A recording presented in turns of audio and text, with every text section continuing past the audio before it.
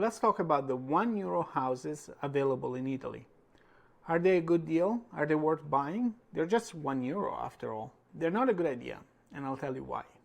Reason number one, they're not €1. Yes, the price tag might say €1, but they come with a stipulation that you have to fix them up. And these are in really rough shape, generally speaking.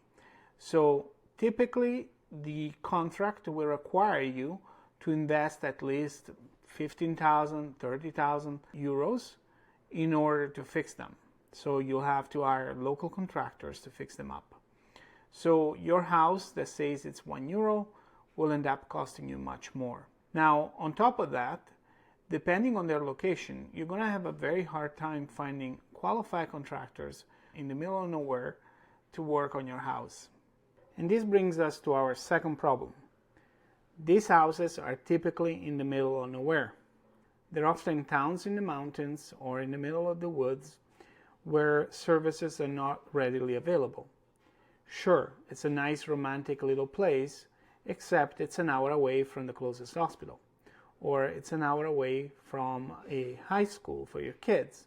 They're typically in towns where the youth has left, the workforce has left, and it's mostly retired people there living. So the average age is very high, which might work for you, but it might not, especially if you're younger.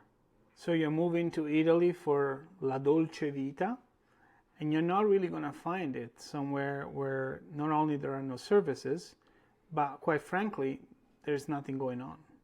And ask yourself, if these were such a good deal, why wouldn't Italians buy them and fix them and live there?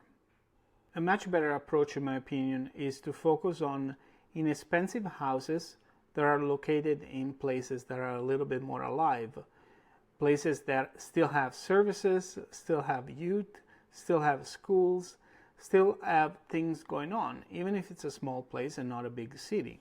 So my suggestion is to just look at inexpensive houses in the, let's say, 50 to 100K range, where the house is already livable.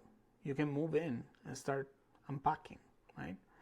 Houses that are located in places that have services that, even if they're not part of a big city, they allow you to get to big cities relatively easily and start living your life there. Then if you want to upgrade later on, you can always do so. And that's my take on €1 houses.